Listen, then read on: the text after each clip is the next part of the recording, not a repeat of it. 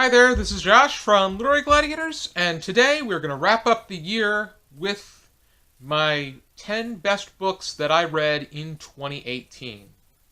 Uh, as always, I'm going to be doing this as a countdown. I enjoy countdown videos the most, and so I thought I would contribute with a video of that nature. The 10 books that I'm going to be mentioning are my 10 favorites. And this year it seemed like the biggest challenge was deciding what was going to make it into the top 10, because there was a major tie when it came to 4-star books. And so the ones that you see toward the bottom of the list were in a competitive battle, but they are in the top 10 for right reason. So let's get right into it.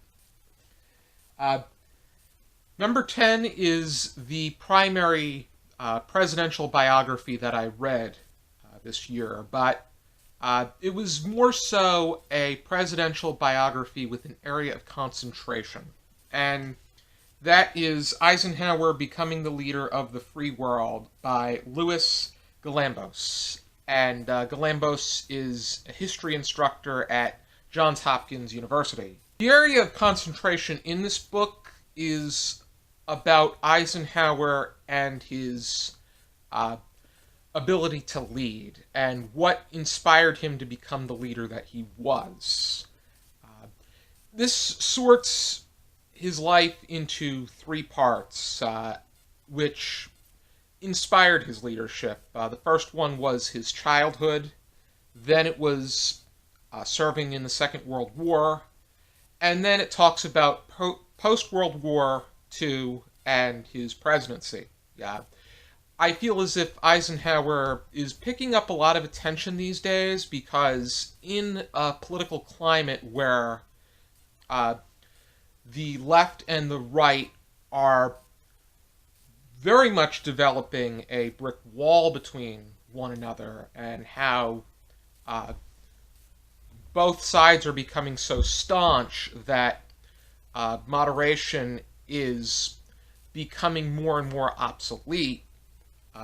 Dwight D. Eisenhower is probably the last moderate president that we've had, and along with George Washington, Eisenhower is perhaps the most centrist president that this nation has ever had, and people are beginning to appreciate his accomplishments within office, and I think that this book is a great way to develop a greater idea of who Eisenhower was as a leader, and I think that I'm really going to be engaging myself in more Eisenhower biographies, and especially more presidential biographies in general. For number 9, I picked a book that I didn't think was going to make my list, but it really stuck with me in how I went through it, and I went through it pretty quickly, and I was engaged. And that is Maniac McGee by Jerry Spinelli. I did not read this in high school. I only read a little snippet back in 5th grade, and we may have reread it because my school was known for giving us repeat assignments, but I think that Maniac McGee does an excellent job exploring the central character, Jeffrey, also known as Maniac McGee's, his ability to bring people together in the way that he has no fear in interfering with the lives of other people or helping other people regardless of race, color, creed, religion, background, or nationality. He really is a He's really an inspiring figure who sees people for who they are, and I think that the target audience, ideally that between the ages of 9 and 13, are going to get a nice, I think they're going to be entertained while at the same time learn something from this book. And I think that I really got a lot out of it, even as an adult reader. Number 8 on my list is All Creatures Great and Small by James Herriot. And I've been an enthusiast for Dr. Herriot's adventures since I was introduced back in high school. And I think that All Creatures Great and Small really reflects Dr. Herriot's passion and commitment to what he did in the veterinary world. I was engaged right from the beginning, where he talks about the delivery of the calves and how the textbook is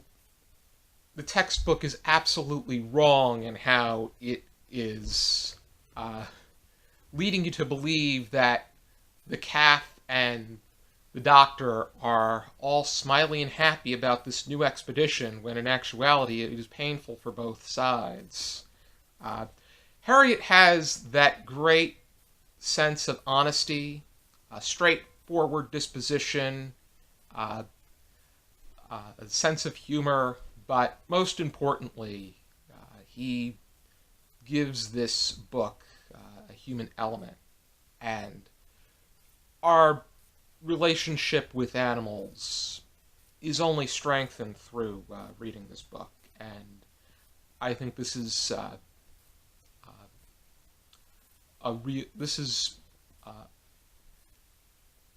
this is an atmosphere and a series that I'm really eager to indulge myself and get into. Number 7 on my list is Martha Stewart's Vegetables, which was put together by the editors of Martha Stewart Living, and Martha Stewart contributed many of the recipes within this book.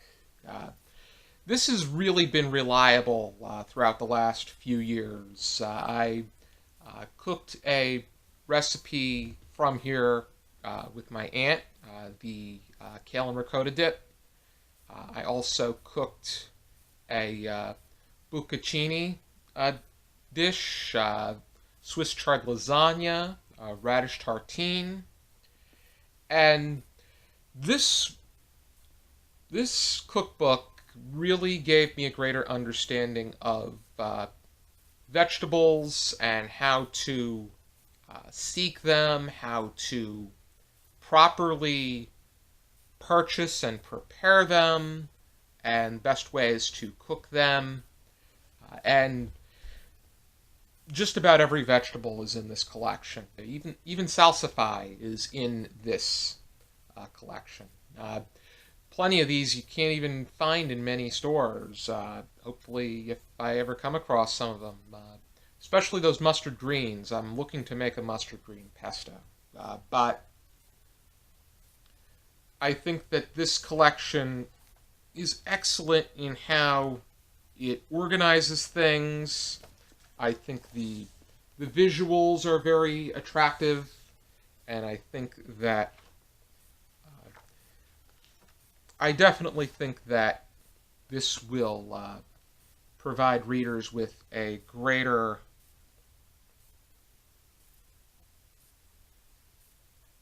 this fig and arugula crostini, definitely something I may now consider. Just randomly open that page, but this is the kind of collection that will definitely inform and encourage readers to engage in a greater variety of meals and a healthier way as well. Number 6 is a book that I read for the channel, and that is Necropolis by Boris Pahor. This is a uh, uh, work about the Holocaust, as Pahor was a uh, Slovenian-born uh, citizen who fought for the Axis powers, but uh, switched over as he was beginning to defend his own homeland, and in turn was placed in a concentration camp that was not to the extremity of uh, Auschwitz and Buchenwald, but he still saw very horrific things. And this was very unique in how, instead of telling the story in sequence, Pahor tells the story based off of encounters that he has during a tour of a concentration camp site. And he wants to get readers to develop a greater understanding of what is going on in the proper, and as in proper, the straightforward way that readers need to engage themselves in, instead of how they would want to. It's great that this collection has been seeking a greater audience. The fact that in 2010 Dalkey Archive translated it. This particular version was translated into English by Michael Biggins. And Boris Pahor is still living to this day at the age of 105, and he remains very vocal and active in Slovenian politics and affairs. And this is a Holocaust account that I think that people need to pay attention to. Number 5 on my list is My Name is Asher Lev by Chaim Potok. The Chosen was very high up on my list, and the reason that Asher Lev makes it to this point is for a very similar reason, in how Chaim Potok does a great job giving us a greater understanding of Hasidism and Orthodox Judaism, and being able to do so to a general audience. In this piece, Asher Lev is interested in artistic expression and being able to explain his thought and passion through art, whereas his father is passionate about his Judaism and being able to engage in religious work, and being able to spread that to a greater group of people. And his mother is trying to do her best doing her best to keep everybody together. I think that this book does an outstanding job questioning and delving into the elements of religion and art, and what is really going too far, and whether or not there is a such thing as going too far as religious standards are concerned. And it also does a great job developing the characters and keeping them consistent with what they believe in. And I feel that each side meant well, and that, but at the same time they were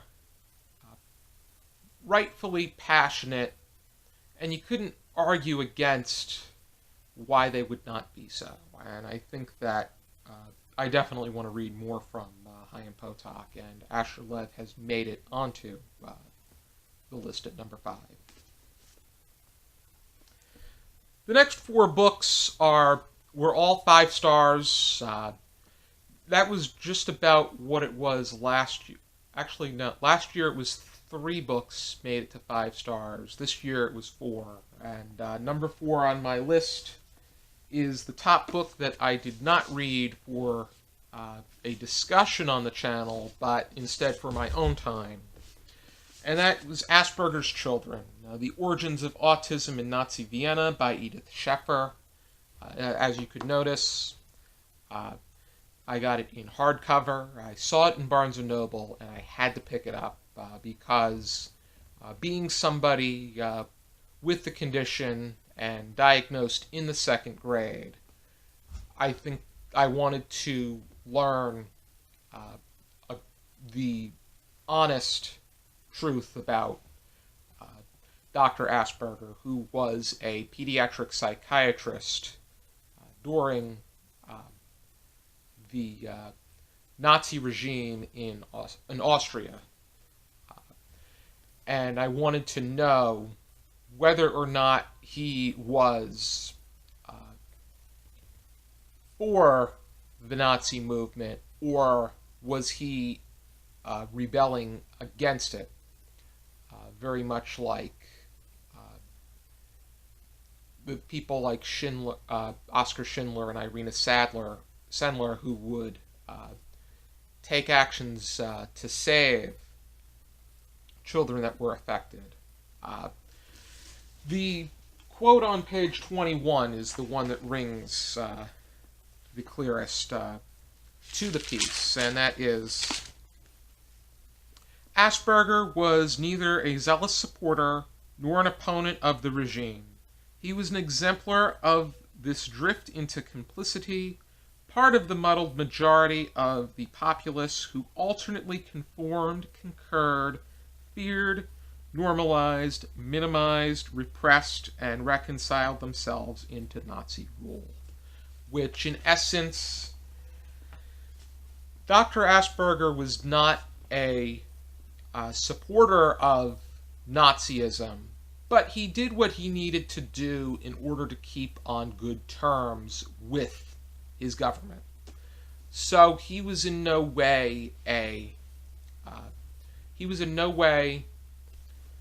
hero, but at the same time he was not an antagonizing force that encouraged the extermination of those with mental disabilities.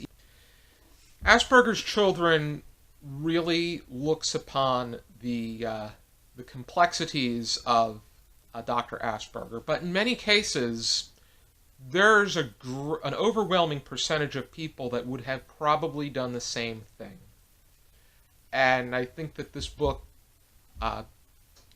really gives us that idea and develops that understanding. I think that while this book has to do with Dr. Asperger, I think that the greater sense of concentration is on the child patients that were under him and were very much impacted by practices of his or decisions that he made. This book really answers questions that had yet to be answered, and I feel that it's just amazing that this book is out there, and it gave me greater knowledge and understanding of this particular topic. Number 3 on my list is Holes by Louis Sachar, and I think that this was amazing because it was able to appeal to both its target audience, I would say between the ages of 9 and 13, but it also really appealed to the adult audience with its story, its sense of humor, its very its underlying messages, and it really takes on issues involving race, bullying, bullying in both when it comes with both children and adults, because that sense of societal pressure really really has an impact on society as a greater whole. And I think that Sacker does an amazing job developing both the present story and the legend that really has an impact on the events that are taking place between when it comes to Stanley's issues, and also the issues of that are taking place within Camp Green Lake. But Louis Sacker is known for his Wayside School series, which is very silly, zany, and absurd. But Holes has a bit more of a it has a bit more of a serious, individually standing tone, but I think that it is still at the same time equally, it's very impactful, and I think that it's something that I really made my way through. I was engaged, and I think that readers in general are bound to be engaged. Number 2 on my list is The Martian by Andy Weir. And The Martian is just a perfectly constructed and weaved work, and it was put together by the perfect person in Andy Weir. Andy Weir has a background in physics and astronomy, so he's able to set us up with an atmosphere that's only fiction, in the sense that the characters and the story were created. But Andy Weir does an excellent job making Mars a bit more realistic than, say, a hardcore science fiction writer may have put together. And The Martian has a far more solid, stronger story than, say, a bit more of something that an established writer may be inclined to put together. But he makes these characters perfectly human. All of them have a great sense of depth. Mark Watney has a straightforward, raw personality, a sense of humor, but at the same time, the ability to excel in areas that he is strongest. And while you have the temptation to make the other characters around him oblivious and not and detached from the situation at hand, you instead put together people that are really concerned about doing what they can to rescue Mark Watney. And the pacing is just perfect. Being able to transition between his story back to the space stations, to the networks, to the spaceship going home. Just everything is extraordinarily weaved together. And I think that Andy Weir did a remarkable job keeping us engaged with The Martian. And the number 1 book on my list is one that really stuck with me, to the point that I was finishing it. I made sure that I got to work early,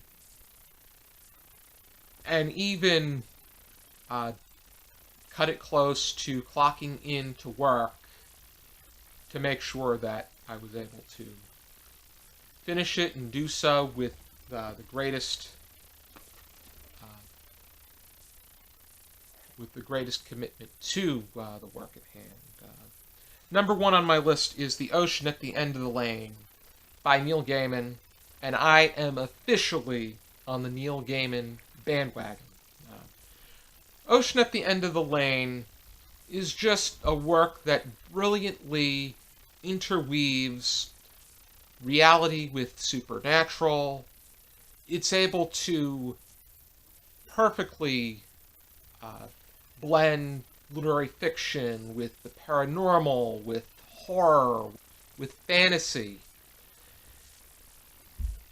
I think a great work of literature doesn't conform to any given genre, and this book certainly does not.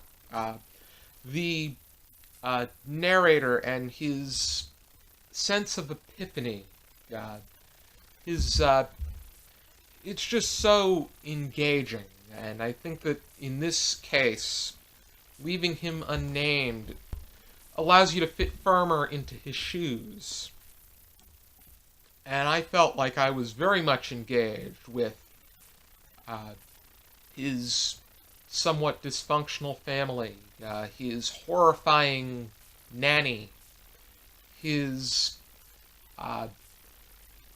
very powerful, life-changing relationship with the Hempstock family, all three generations of them, in particular the youngest, Letty Hempstock, and just everything and the gustatory. It's even to the point that in the back of this book, Neil Gaiman left the recipe for the lemon pancakes that he had, based off of Joe Hill's request. I think that the narrator for this piece is somebody that I just was able to relate to, and I think that this is the kind of book that just really got me lost into his world, and it was just extraordinary. And these kind of books, it's a challenge to explain why they're so extraordinary, but what you know for sure is that it is, in fact, extraordinary, and one that's going to stay with you for a very long time. That was the 10 best books that I read in my incredible year for reading. I'm really looking forward to what's in store for 2019. And I want to thank everybody for everything that they've done when it comes to following us, watching our videos, commenting, anything they've done to help us make this channel what it is. This was the year we reached 1,000 subscribers, August 24th, and really hoping to pick up some more. And I want to wish everybody a happy, healthy, prosperous, and safe New Year. I hope you tune in for some more videos in the new year. And for now, keep reading.